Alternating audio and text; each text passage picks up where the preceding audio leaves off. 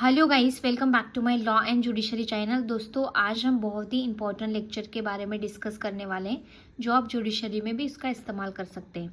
Principal of no consideration no contract exceptions.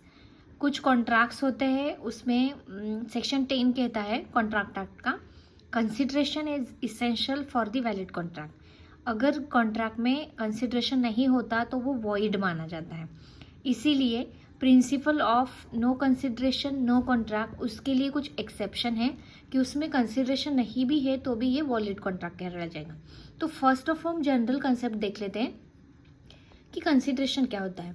No consideration no contract means that for a contract to be valid and enforceable, there must be an exchange of something of value between the parties involved. This exchange is known as the consideration. एक party दूसरे party को कुछ something in value में exchange करता है। एक party भी कुछ देता है, दूसरी पार्टी भी समथिंग इन रिटर्न में देती है, तो उससे कहा जाता है जनरल कंसेप्ट में something given something return, that means consideration. एक मैगजीन यहाँ पे है न्यूडम फैक्टम, ये जुडिशरी के एग्जाम में न्यूडम फैक्टम मीन्स व्हाट, तो यहाँ पे A B C D like option दिए जाते हैं। तो nudum pactum is nothing but without consideration. For example, एक पेंटर है, वो किसी का घर पेंट करना चाहते हैं बट वो फ्री ऑफ कॉस्ट में करना चाहते हैं, तो कॉन्ट्रैक्ट एक्ट कहता है कि ये कंसिडरेशन नहीं माना जाएगा, ये कॉन्ट्रैक्ट भी नहीं माना जाएगा, क्योंकि फ्री ऑफ कॉस्ट में अगर वो बंदा काम कर रहा है तो एक बंदे को तो सर्विस मिलेगी पर दूसरे पार्टी को कुछ भी नहीं मिलेगा। इसके वजह से no contract because of there is a no consideration.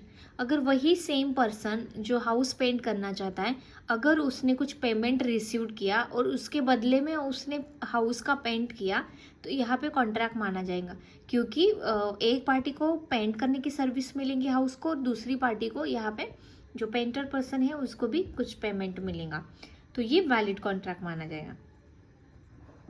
But उसके लिए exception to the general rule, तो यहाँ पे 8 टाइप के जो एक्सेप्शंस है जो जनरल रूल को एक्सेप्शन माने जाते हैं। यहाँ पे कंसिडरेशन नहीं भी होगा तो भी ये वैलिड कहलाएगा। सेक्शन 25(1), सेक्शन 25(2), सेक्शन 25(3), देन कुछ एक्सेप्शंस है वो स्पेशल कॉन्ट्रैक्ट से लिए गए हैं। तो पहला वाला माना जाता है when the promise is made out of natural love and affection. तो यहाँ पे नेचुरल लव एंड अफेक्शन के द्वारा अगर कोई भी कॉन्ट्रैक्ट किया जाता है विदाउट कंसिडरेशन तो वो वैलिड माना जाएगा। बट यहाँ पे जैसे मेयर रिलेशनशिप, मतलब सन डॉटर फादर, लाइक वो क्लोज रिलेशनशिप होना बहुत ज़रूरी है। सेक्शन 25(2) कहता है when the promise is made to pay a time barred debt. Court में कहा जाता है कि टाइम बार्ड डेट अगर है तो ये यहाँ पे एक पार्टी को कुछ भी मिलता नहीं है टाइम बार डेप्ट होने के बाद में, क्योंकि लिमिटेशन एक्ट प्रोवाइड करता है टाइम बार डेप्ट है तो 3 इयर्स में आपको कंप्लीट करना है कॉन्ट्रैक्ट, बट 3 इयर्स में अगर आप फेल होते हैं तो वो आपका जो पेमेंट है वो टाइम बार माना जाता है। आप अगर सामने वाली पार्टी ने खुशी से कुछ पेमेंट किया है तो वो एक टाइम बार डेप्ट के लिए कुछ अमाउंट मिला है ऐसे माना जाता है, बट वो एक्चुअल अमाउंट नहीं होता उसमें। तो यहाँ पे टाइम बार डेप्ट के लिए अगर एक पार्टी को कुछ ना कुछ कंसिडरेशन मिल रहा है, दूसरी पार्टी को कुछ भी नहीं मिल रहा, then also contract will call the valid. Promise is made to compensate for voluntary service. अगर किसी ने आपके लिए, मतलब प्रॉमिसर के लिए कुछ वॉलेंटरी सर्विस दी है, उसके बदले में किसी ने प्रॉमिस किया कि आई विल कॉम्पनसेट यू या I will give the amount to you as an reward या कुछ भी, तो यहाँ पे वॉलेंटरी से, क्योंकि एक पार्टी को तो कुछ ना कुछ मिलेगा बट दूसरी पार्टी को कुछ भी नहीं मिलेगा, then also contract will call valid. When the contract is for gratitudes, gratitudes का मीनिंग होता है विदाउट पेमेंट बेलमेंट। बेलमेंट में अगर कॉन्ट्रैक्ट किया गया है, बेलमेंट का कॉन्ट्रैक्ट स्पेसिफिक इसी पर्पज से किया जाता है कि सपोज एक पार्टी ने प्रॉमिस किया कि तुमको मैं मेरे मतलब सपोज एक पार्टी ने कुछ गुड्स हैंड ओवर किए दूसरी पार्टी को, और दूसरी पार्टी का कुछ पर्पज है, इसकी वजह से उन्होंने कुछ इस्तेमाल किया वो गुड्स का, और वो उनका पर्पज जैसे ही अकम्प्लिशमेंट होता है उसके बाद में वो गुड्स फिर से रिटर्न बेलार को हो जाती है। तो यहाँ पे बेलमेंट ऑफ कॉन्ट्रैक्ट में जो भी वर्क आपका माना जाएगा वो as a gratitudes without payment माना जाएगा, then also contract of bailment will exist. Then contract of agency, यहाँ पे contract of agency create by the principal और एजेंट के द्वारा क्रिएट की जाती है।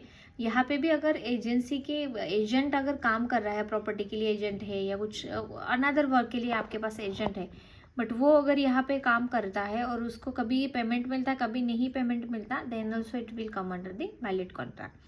गिफ्ट, देन चैरिटी और डोनेशन और कॉन्ट्रैक्ट ऑफ गारंटी, ये इतने सारे एग्जाम्पल है। इसमें अगर एक पार्टी कुछ हैंड ओवर कर रही है बट दूसरी part in exchange of the consideration दूसरी पार्ट को कुछ भी नहीं मिल रहा है, तो भी इसे वैलिड कंसिडरेशन माना जाएगा और वैलिड कॉन्ट्रैक्ट माना जाएगा विदाउट द कंसिडरेशन।